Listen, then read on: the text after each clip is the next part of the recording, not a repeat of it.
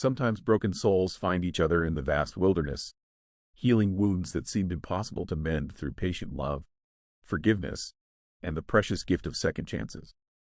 Silas McBride, a weathered 55-year-old rancher with a face carved by decades of harsh Texas wind, sat on the porch of his wooden house, gazing across the endless expanse of the Texas prairie. His wife Mary had left him 18 years ago, taking their son with her, leaving behind only memories and a hollow emptiness that echoed through every room of their home. The Iron Horseshoe Ranch thrived under his tireless work, but Silas's heart had long turned to stone from loneliness. His days flowed in monotonous routine, tending to the cattle that grazed on the vast rangeland, mending fences that stretched like wooden veins across the property, reading old newspapers by the flickering light of a kerosene lamp when darkness fell. The wind carried the scent of sage and dust, mixing with the distant lowing of cattle that dotted the horizon like dark specks against the golden grass. Old Isaac, his weathered cowhand, often remarked that the house felt like a tomb, empty of the warmth and laughter that once filled its rooms. The silence had become Silas's constant companion, broken only by the creaking of timber and the howling of coyotes under the star-filled sky. When a solitary figure appeared on the dusty road that wound through the prairie, Silas noticed immediately that she was limping, pressing one hand firmly against her side. Her clothing was torn and dusty, her face pale with pain and exhaustion. Each step seemed to cost her tremendous effort, yet she continued forward with determined resolve. This was Catalina Rivera, a former member of the notorious Black Ravens gang, desperately trying to escape her criminal past. 3 days earlier, she had been wounded during a violent confrontation with the sheriff of a nearby town.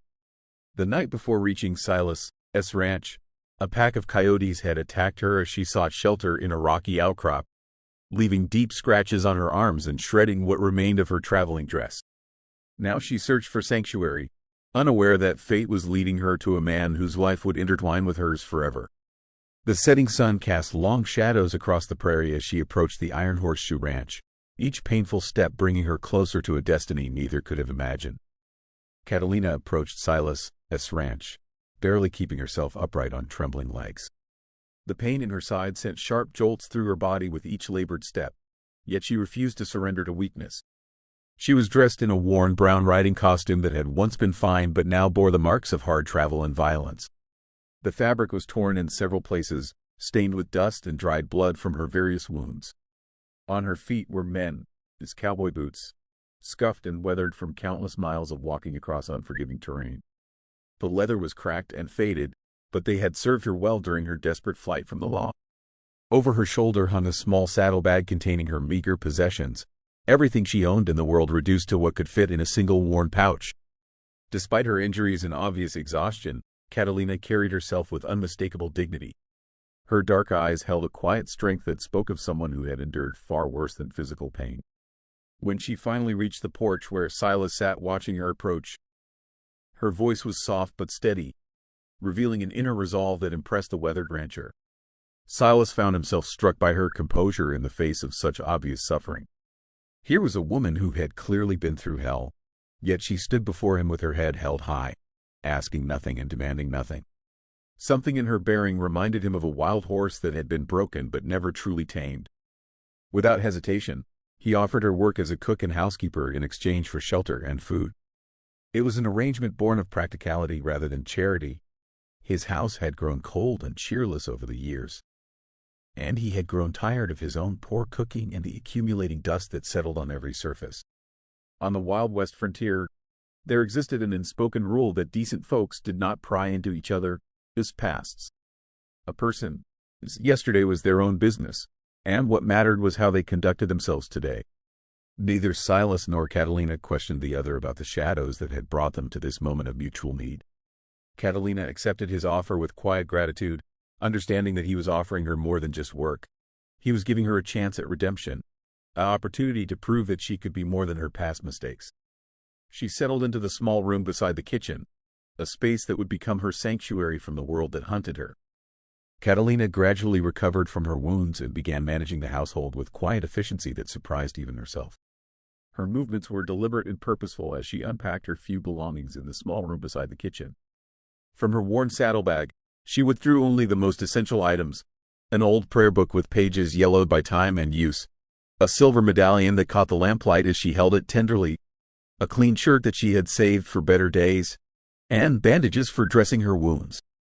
Each morning, she rose before dawn to prepare meals in the heavy cast iron pots that hung over the kitchen fire. The aroma of fresh bread baking in the oven began to fill the house regularly, a scent that had been absent for far too long. She maintained cleanliness throughout the rooms with the same quiet determination she had shown in her approach to the ranch, sweeping floors and washing windows until they gleamed in the prairie sunlight. Behind the house, she discovered a small garden plot that had long been neglected. With careful attention, she began coaxing life back into the hard-packed earth, planting vegetables that would provide fresh food through the coming seasons. Her hands, scarred from her violent past, proved surprisingly gentle as she tended the tender shoots that emerged from the soil. Silas began to notice the changes that her presence brought to his daily existence. The fragrance of fresh bread greeted him each morning when he entered the kitchen, replacing the stale odors of bachelor living that had accumulated over the years. His shirts, which had grown wrinkled and stained from his own careless washing, now hung clean and neatly pressed on wooden pegs beside his bed. Most remarkably, hot coffee waited for him each morning, steaming in a clean cup beside a plate of warm food. She moved through the house like a shadow, her footsteps barely audible on the wooden floors, yet her presence could be felt in every corner where her careful attention had restored order and comfort. By the end of the first month, Silas found himself listening for the sounds of her morning routine. The soft creak of floorboards under her feet as she moved about the kitchen, the gentle humming of Mexican songs that drifted through the house like a warm breeze. Old Isaac remarked with genuine pleasure that the house was coming alive again, filled with the scent of domestic comfort and the kind of care that transforms a mere shelter into a true home. The relationship between Silas and Catalina deepened through an unspoken mutual understanding that transcended the need for words. Their shared solitude had created a bond that neither dared to examine too closely, yet both felt its presence in the quiet moments that filled their days. It was during one of his regular trips to the trading post that Silas accidentally learned fragments of Catalina's tragic past from a merchant who had traveled from the town of Red Rock. The trader, a garrulous man named Henderson who dealt in supplies and gossip with equal enthusiasm, mentioned in passing that a Mexican woman named Catalina Rivera had lost her husband and young son during a brutal Apache raid 5 years earlier. The attack had occurred near the border settlements, where small ranching families lived in constant fear of such violence. Henderson spoke of how grief and desperation had driven her to join the Black Ravens gang, seeking revenge against a world that had taken everything she held dear. Silas listened to this revelation with a heavy heart, understanding now the depth of pain that lay behind her quiet dignity. He made a conscious decision never to broach this subject with her, respecting her right to keep her grief private until she chose to share it. Some wounds were too deep for casual conversation, and he had learned through his own losses that healing came in its own time and manner. Their evening routines developed naturally, without discussion or planning. When he returned late from the pastures, weary from a long day of mending fences or tracking strayed cattle, Catalina would leave a warm meal waiting for him on the kitchen table. The food was always covered with a clean cloth to keep it fresh, and a cup of coffee sat beside it, still steaming from the pot she kept warm on the stove. In return, Silas began bringing her firewood for the kitchen stove without being asked, splitting logs in the early morning and stacking them neatly beside the door where she could easily reach them. He noticed which flowers she admired during their brief conversations and began bringing her small bouquets of wildflowers from the prairie, their bright colors adding life to the previously stark interior of the house. These small gestures of kindness passed between them silently, each acknowledging the other's needs without fanfare or expectation of gratitude. The house filled with something deeper than mere quiet. It became a sanctuary of genuine peace where two solitary souls had found solace in each other's company, creating a haven from the harsh realities of frontier life. The peaceful rhythm of life at the Iron Horseshoe Ranch was shattered on a scorching afternoon when a rider appeared on the horizon, his black hat creating a dark silhouette against the blazing sky. Silas recognized trouble long before the stranger reached the ranch house, noting the deliberate way the man sat his horse and the careful positioning of his gun belt. This was Jose Morales, former leader of the notorious Black Ravens gang, and his presence meant that Catalina's past had finally caught up with her. Morales dismounted with predatory grace, his spurs jingling ominously as he approached the porch where Silas waited. The man, His face was weathered like old leather, marked by years of violence and hard living under the desert sun. His dark eyes held the cold calculation of someone who had killed without remorse and would do so again if circumstances required it. "I have come for the woman," Morales announced without preamble, his accented English carrying an unmistakable threat. "She took what belongs to me, and I want it back." He explained that Catalina had fled with her share of the stolen money from their last stagecoach robbery, abandoning the gang when they needed her most.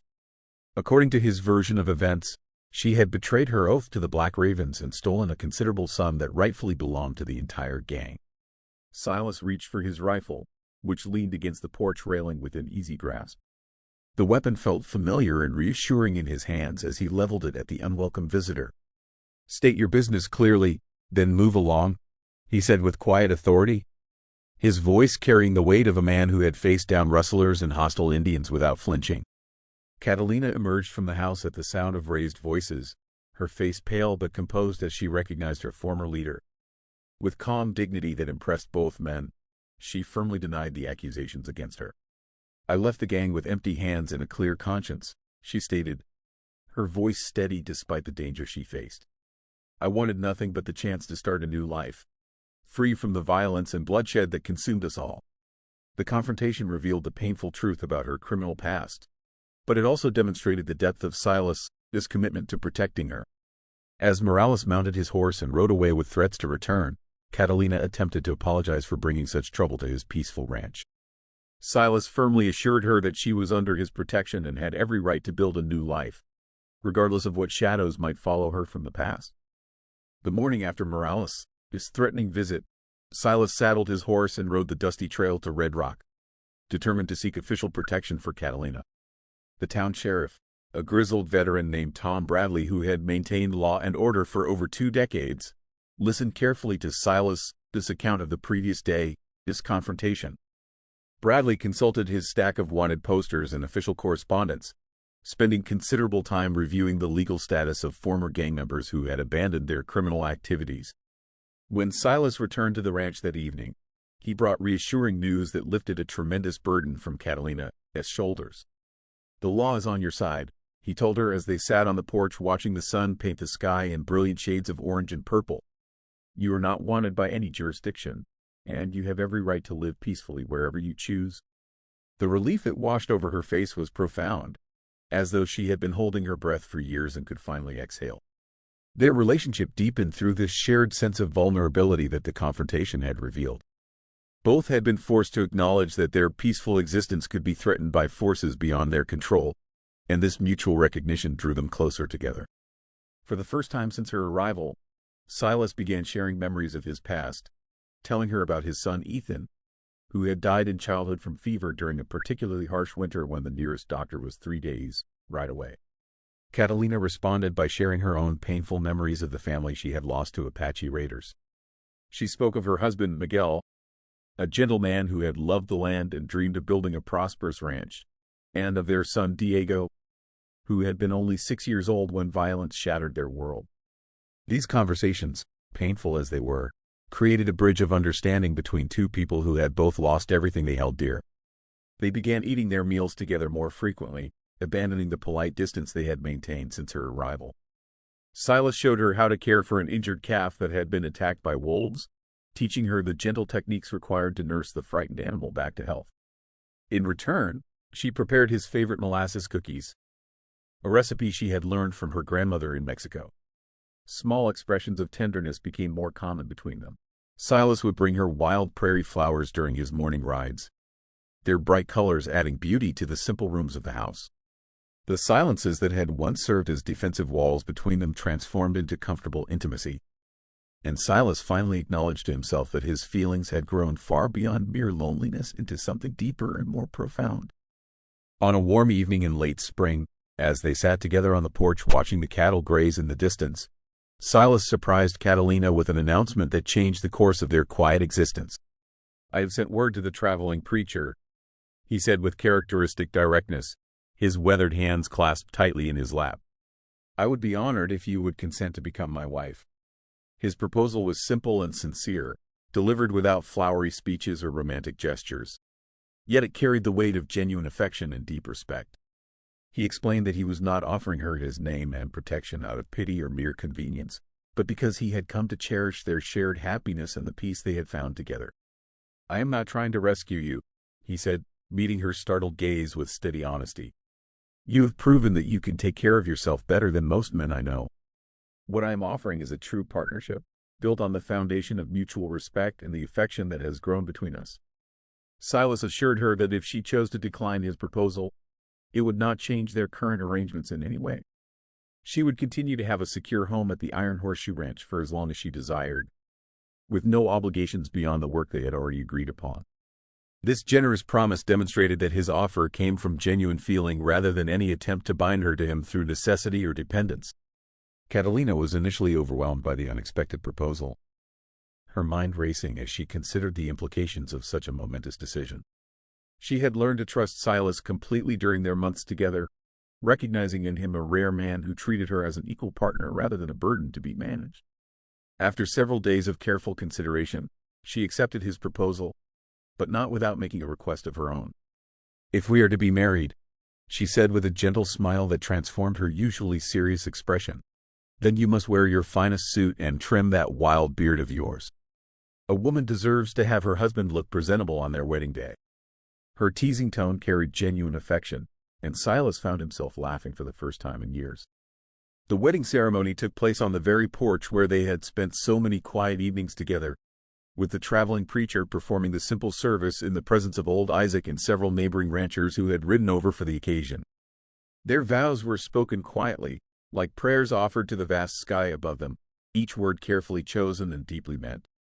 The townspeople of Red Rock would gossip for months about the quick courtship and marriage, but within the walls of their home, there was only quiet joy and the beginning of a new chapter in their intertwined lives.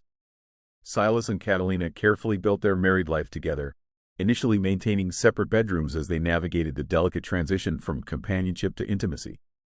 Their relationship deepened gradually, trust strengthening with each passing day as they learned to share not only their daily routines but their deepest fears and hopes for the future. One evening, after a particularly violent nightmare about her past had awakened her in terror, Catalina quietly made her way to Silas' room.